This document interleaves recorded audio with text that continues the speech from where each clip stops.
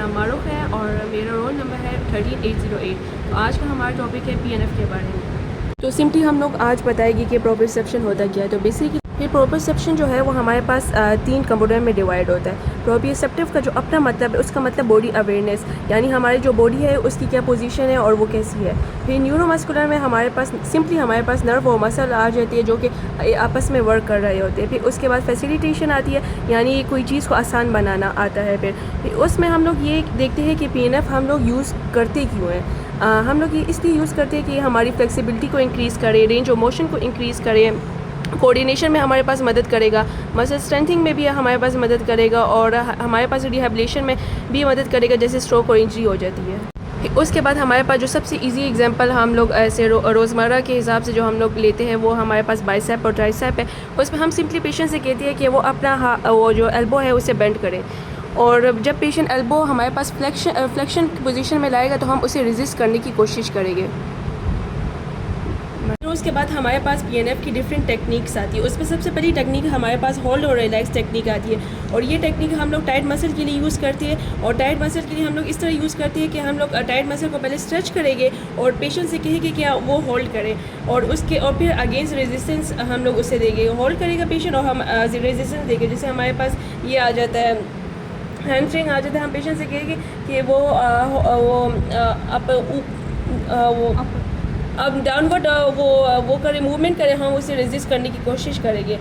और फिर उसके बाद हमारे पास आता है contract relax technique. Contract relax technique में हम लोग ये भी सेम हम लोग मसल की स्ट्रेच के लिए परफॉर्म करते हैं। इसमें जो पेशेंट होता है वो हमारे पास एक्टिव कॉन्ट्रैक्शन करेगा, वो मूवमेंट के साथ है ये हम लोग परफॉर्म करेंगे। फिर पेशेंट से कहेंगे हम लोग पेशेंट से कहेंगे कि वो रिलैक्स करें और फिर स्ट्रेच अगेन करें।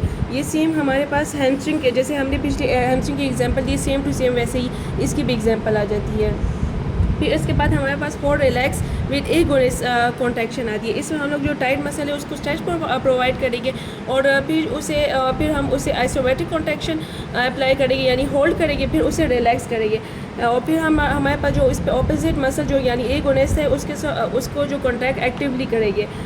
इसमें हमारे पास सेम वही हैमस्ट्रिंग की एग्जांपल आ जाती है। फिर उसके बाद हमारे पास जो फोर्थ टेक्निक है उसमें स्लो रिवर्सल है। इसमें हमारे पास जो अल्टरनेटिंग कॉन्ट्रैक्शन आ जाती है, इसमें एगोनिस और एंटागोनिस के मसल आते हैं, और ये मूवमेंट हमारे पास दोनों डायरेक्शंस में होती है और रेस्ट के साथ होगी। जैसे कि हमारे पास एग्जांपल में आ जाता है एल्बो और बाइसेप के, और एल्बो की आ जाती है जैसे बाइसेप और ट्राइसेप। इसमें हम पेशेंट से सिंपली कहेंगे कि वो अपना एल्बो बेंड करे, और वो हम लोग इसे रेजिस्टेंस पर अप्लाई करेंगे और वो स्ट्रेंथन करने की कोशिश करेगा पेशेंट। फिर उसके बाद हमारे पास आता है रिथमिक स्टेबलाइजेशन।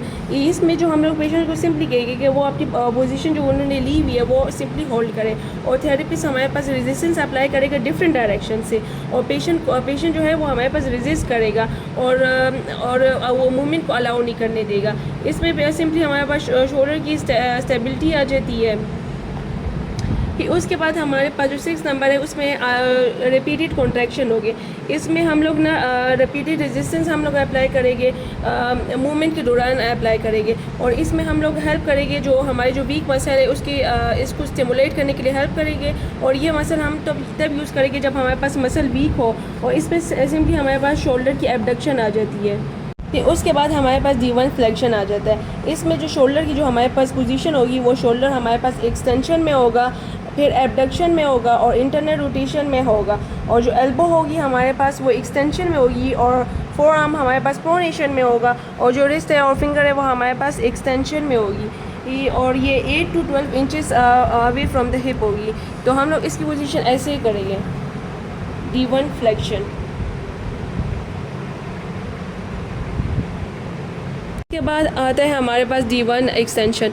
तो D1 फ्लेक्शन हमने जहाँ से एंड किया था D1 एक्सटेंशन वहीं से सेम शुरू होगा। इसकी पोजीशन ऐसी होगी हमारे पास। फिर उसके बाद हम लोग D2 फ्लेक्शन में करेंगे। D2 फ्लेक्शन में हमारे पास जो अपर एक्सट्रीमिटी यानी जो शोल्डर होगा वो हमारे पास एक्सटेंशन में होगा, और एडक्शन में होगा, और इंटरनल रोटेशन में होगा, और जो एल्बो है हमारे पास एक्सटेंशन में होगा, और फोर आर्म हमारे पास प्रोनेशन में होगी, और रिस्ट और फिंगर जो है वो हमारे पास फ्लेक्शन में होगी। तो इसमें हम लोग सिंपली ऐसे एक्सरसाइज हम लोग परफॉर्म करेंगे ऐसे। अबव द शोल्डर मूवमेंट होगी।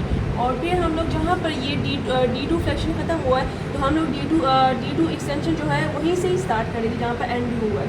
तो ये हम लोग इस तरह करेंगे। फिर उसके बाद हम लोग लोअर एक्सट्रीमिटी में आ जाएगी तो इसमें हम लोग सबसे पहले D1 फ्लेक्शन करेंगे। इसमें जो हमारे पास हिप की जो पोजीशन होगी वो एक्सटेंशन में होगा और एबडक्शन में होगा और इंटरनल रोटेशन में, और जो नी हमारे पास एक्सटेंशन में होगी और जो ये है हमारे पास टोज प्लांटर फ्लेक्शन में होगी। और ये हमारे पास ई वर्जन और होगा एंकल का जो है ई वर्जन होगा और टो हमारे पास फ्लेक्शन में होगा। इसकी जो पोजीशन है वो हमारे पास सिंपली ऐसे और ऐसे होगा। फिर जहाँ हमारे पास D1 फ्लेक्शन ख़त्म हुआ है वहीं से हमारे पास D1 एक्सटेंशन भी शुरू होता है और उसकी सेम वही हम लोग टेक्निक करेंगे जैसे D1 फ्लेक्शन में की थी, लेकिन ये रिवर्स होगी। फिर उसके बाद हमारे पास D2 फ्लेक्शन आती है। इसमें जो हमारे पास हिप है वो एक्सटेंशन में होगी, एडक्शन में होगी और एक्सटर्नल रोटेशन में, और नी हमारे पास एक्सटेंशन में होगी और एंकल हमारे पास प्लांटर फ्लेक्शन में होगा, और इन्वर्जन में होगा, और टो हमारे पास फ्लेक्शन में होगी। तो इसकी सिंपली जो हमारे पास मूवमेंट होगी वो इस तरह होगी, सिंपली हमारे पास इस तरह होगी।